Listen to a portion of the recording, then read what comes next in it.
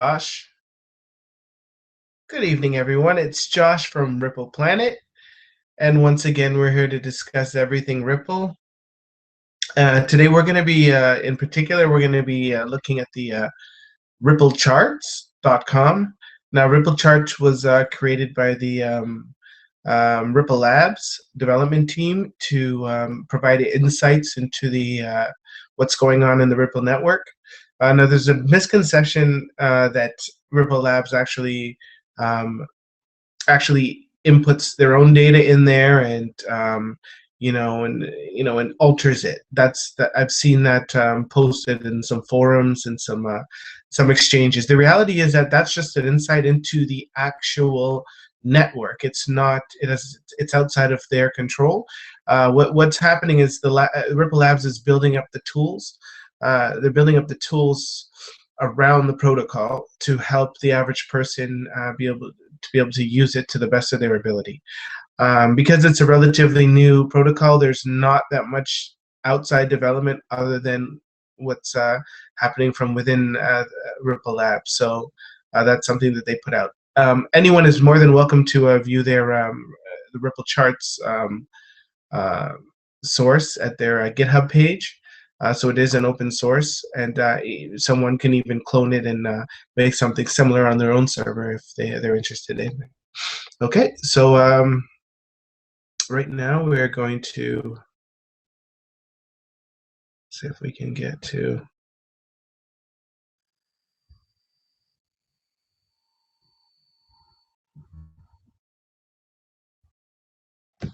Okay, trying to see how we can get to the charts. Let me try to figure this out.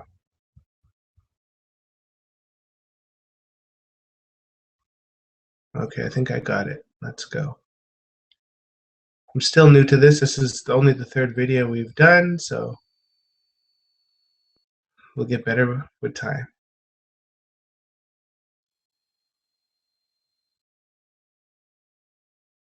Okay, so here we go. So, ripplecharts.com. You'll notice that there's lots of figures over here, and so it starts with the total network value. Then there's 24-hour transaction value, 24-hour trade volume, total XRP, ledger number, number of Ripple accounts. Now, total network value right now it's sitting at 2,357,128,000. So basically, it's sitting at pretty much $2.5 billion worth on the network. Now, the difference between this and, let's say, if you went to a site, coinmarketcap.com, you'd see here that on this site it shows Ripple market cap is at 732 million, and you'd say, this is one of the reasons I think why some people think that Ripple Labs is actually fudging the numbers, just because of these types of things. But the reality is the market cap is completely different than the network value. The network value is the value of all the aggregated currencies that are currently within the network, because the network doesn't just store XRP. See, on the CoinMarketCap site, the market cap is based on the XRP in circulation, the available supply by the price. So that's basically what the market cap is determined by. But this site doesn't have anything to do with the internal currencies of the Ripple network. So they don't have any information about that, just about the XRP currency alone. So if you look at the total network value at 2.3 billion, you'll see that it's not actually far off from Bitcoin's market cap of 4.5 billion. And you could say, okay, well, how can you compare it when Bitcoin doesn't have other currencies within the network like Ripple? It's not a fair comparison. Well, it actually is a fair comparison if you think about it, because it's still the value of the network, right? I mean, there's no real way to to calculate the value of the Bitcoin network, you'd have to take into account all of the innovations, all of the applications, all of the new development building on top of the protocol that actually adds value to the protocol and to the currency. So if you look at the 24-hour transaction volume, you'll see that it's at $15 million. So that's a fair amount of transaction, and the transaction is actually, if you can actually take take a deeper look into the into the volumes, into the numbers. If you just click on this details right here, it'll show 24-hour transaction volume, and you'll see that there's US dollars being transacted, there's Korean won, there's Japanese yen, there's euros, and there's Bitcoin. So it's a very diverse range of currencies that are making up this $15 million of transaction that's happening on a daily basis. Now, if you look at some of these interesting ones, like the Korean won and the Japanese yen, these numbers we can expect them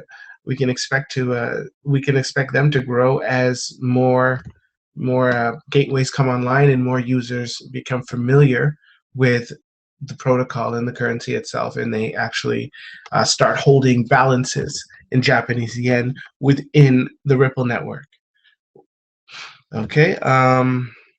If we go over to so again, we'll go over. I'll just click on the network value, just to give you an idea. So we'll see that the majority of the funds, if you include XRP in it, so XRP does make up the majority of the value on the network. But if we just take it off, we'll see that there's US dollars that take up approximately 50% of the network value, and then Bitcoin is up there as well at around 20%. So it's a fairly diverse range of currencies that are making up the network value. And then if we look at the 24-hour trade volume, we'll see that that's for today, December 23rd. We'll see that that's at almost $3 million of trade volume for today. So if we look at the currency that the trading's being occurred on, it's very diverse as well. We have lots of currencies that are trading within the Ripple network. And again, we've got to keep in mind that this isn't taking into account the trading of Ripple or the XRP that's occurring within outside exchanges like Poloniex or Bittrex or any site that actually trades XRP. This is only these numbers are only from within the Ripple network. Okay, and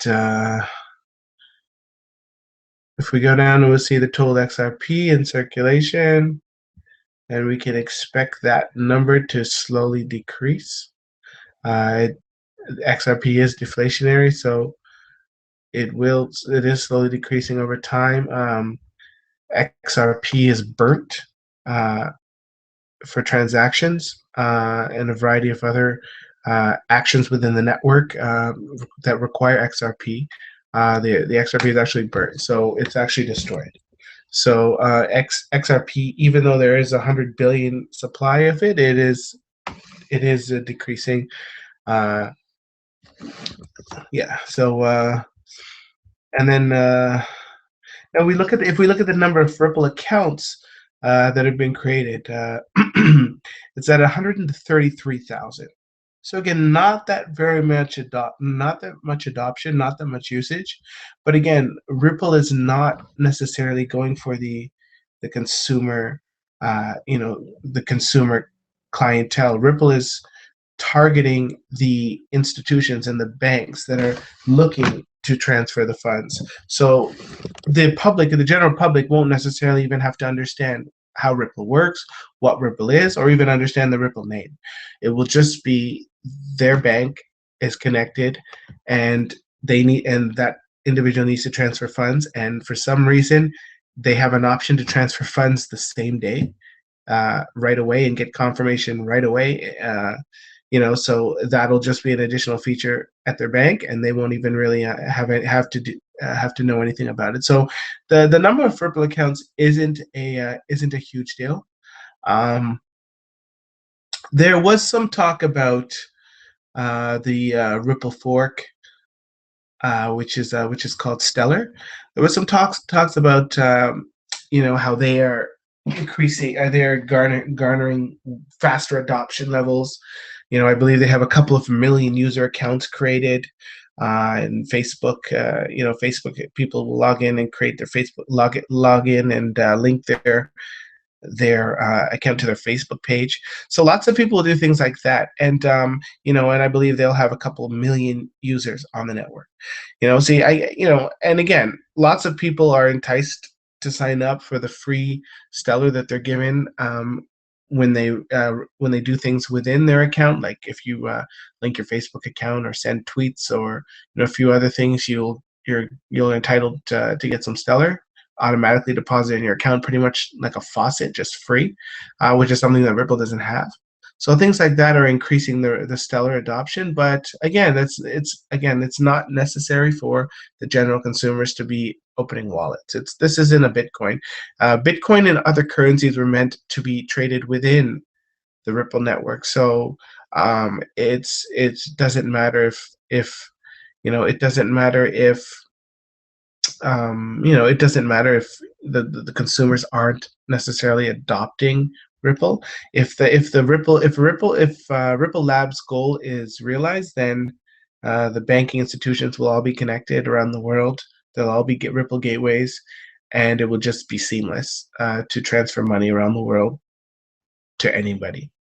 And that's actually the way it's panning out. That's the way it's so far it's happening. So yeah, we just have to be patient, and just see what we can do to contribute to the growth of the network. Whether or not it's opening up a gateway or just creating a new app that utilizes the Ripple protocol. Okay. Hopefully this has been somewhat informative, and yeah. Thanks for watching.